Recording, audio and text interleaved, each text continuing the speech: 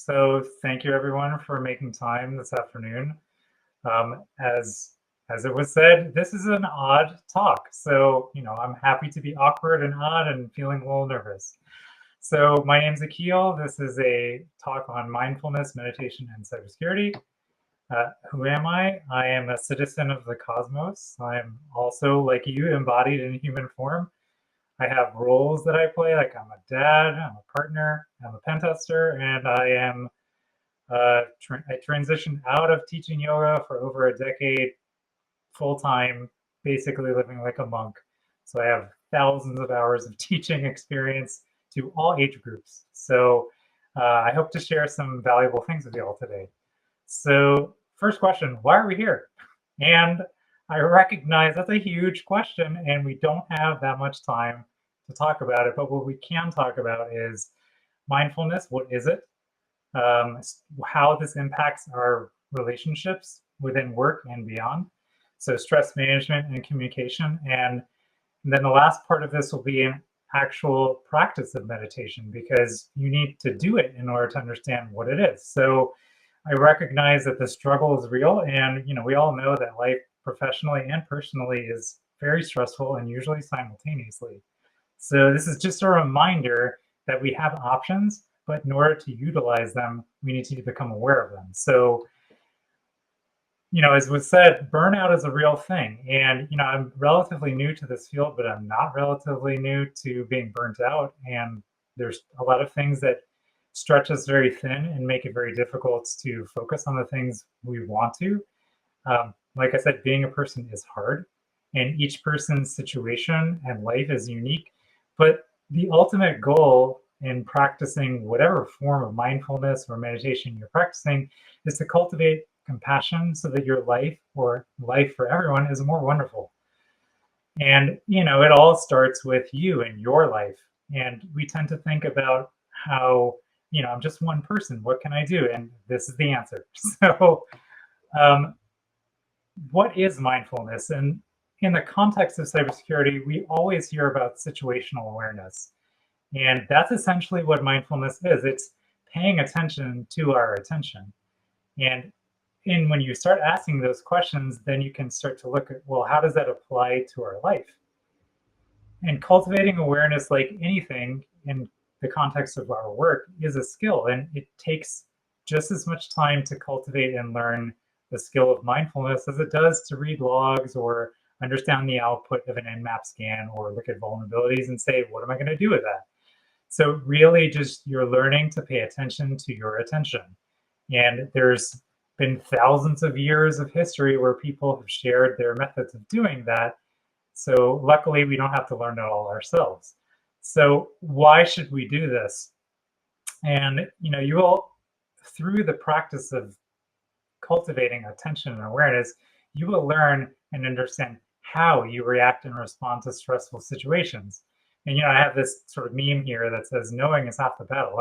I remember growing up and seeing this in G.I. Joe, and I realized in my 20s, well, the other half of the battle is dealing with it.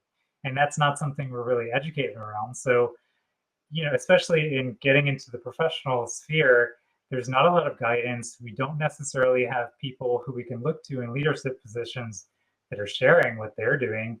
And so this is an opportunity to really cultivate a practice for yourself and to learn from other ways of looking at the world. So as I said, compassion is really the goal. And what that really means is you recognize that there's a larger context to life of which everybody only has a limited capacity to see. And when we remember that larger context, we can put our life and the situation we're in into perspective. And that truly helps us to manage our feelings, our responses, how we say the things we say, and to understand the value of what relationships we do have, whether it's professionally or personally.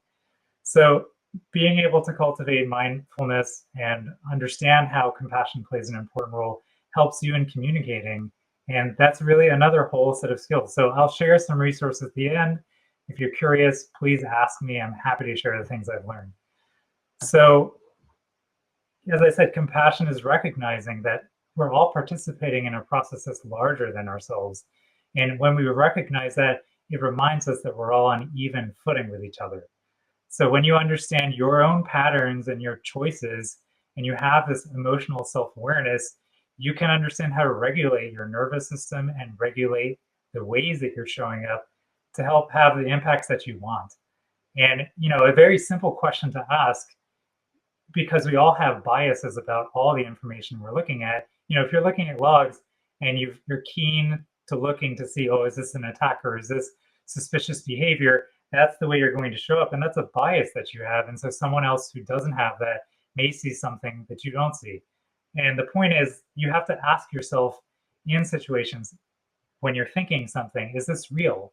Is this true? And what's another way to look at that? So learning to slow down and to ask those questions is a skill set. And for communication, learning to listen is very critical. Most of the time, we're waiting to respond. We're not necessarily listening to the content of what another person is saying.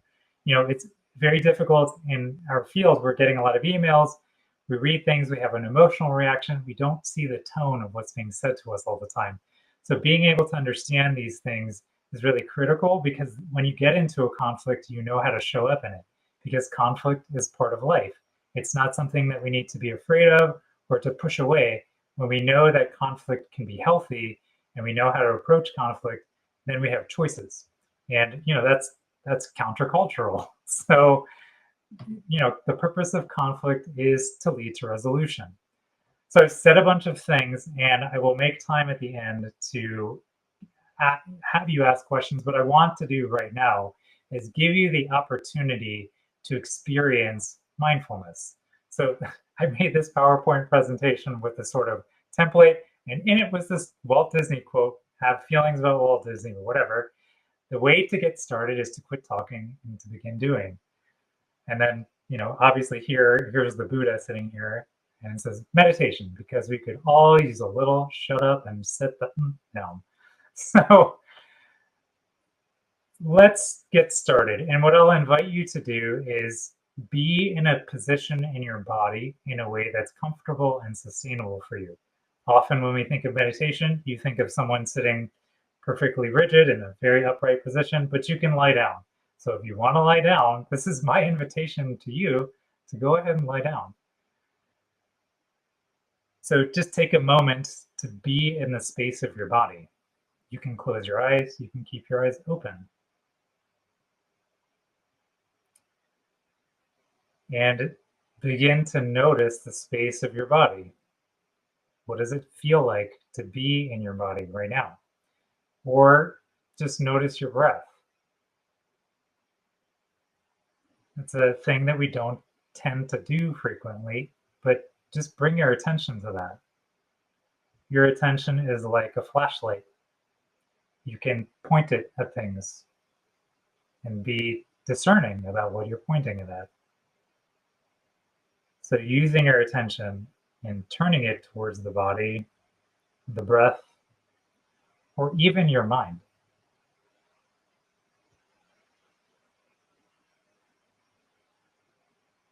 And noticing what's happening. And when I use this word notice,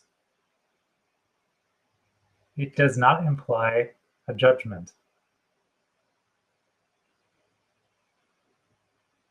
You can think of noticing as observing something, like observing the wind moving through leaves on a tree.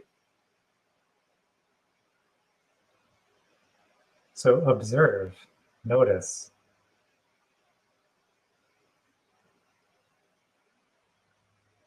And when you do these practices, it's helpful sometimes to have what we call an anchor. You can keep your attention either on your body, on your breath, or just noticing your thoughts.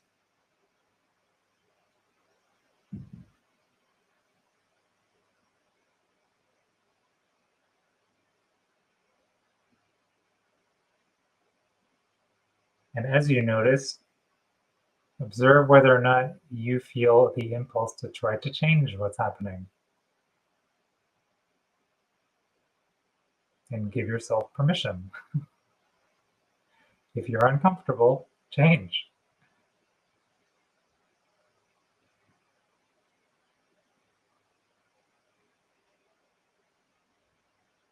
And as you notice the breath, the body, or the mind, you can notice where it feels uncomfortable,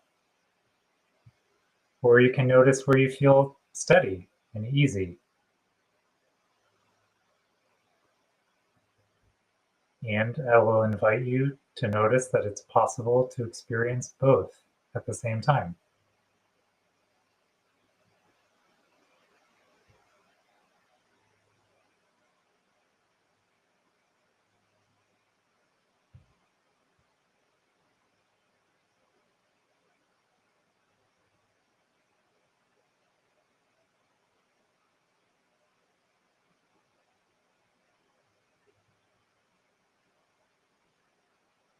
So now we'll purposely take our attention to our breath.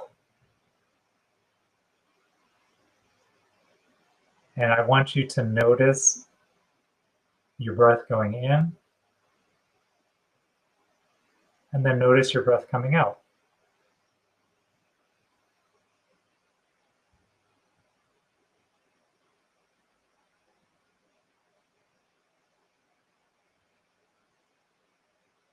And when you notice this, try to remember that your breath is happening. You are not making your breath happen, your breath is just happening.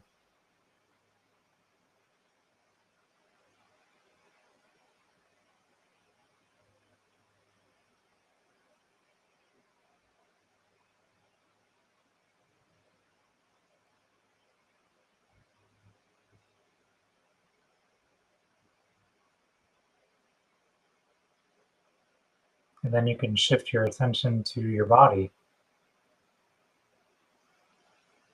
And instead of thinking about your body, just feel it. Is it warm? Is it cold? Does it feel tight or loose?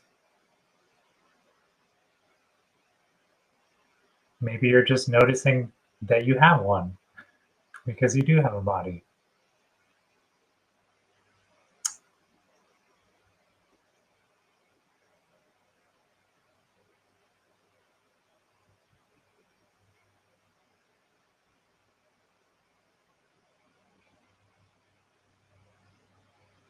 And then lastly, we'll shift our attention to our mind. And again, you have a mind, and there are things going on there. And just observe. How are your thoughts moving? Are they moving quickly?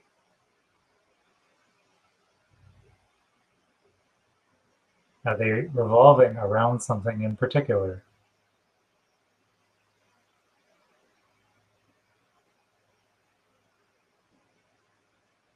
Do you have thoughts about your thoughts? Because that's normal.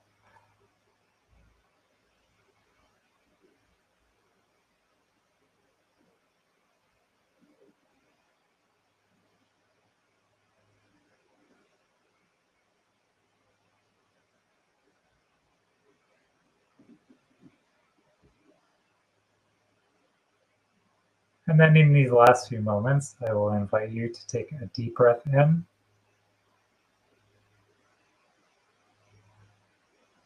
and a deep breath out. And then once more, breathe in deeply.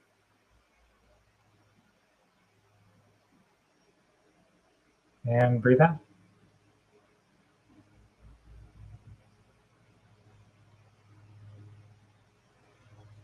And then return to the space of your body and your room, and maybe open your eyes and feel how you're feeling, because now you just did a meditation.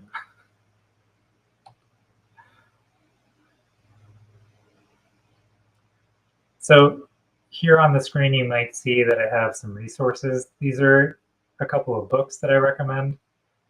If you've never done anything like that before and you're curious, these three books will help you to learn a little bit more about what's going on inside of you. Shambhala Sacred Path of the Warrior is written, it's actually talks given by a Tibetan Lama who founded the Shambhala Center. Very interesting figure, beautiful book. Happy to talk to you about it.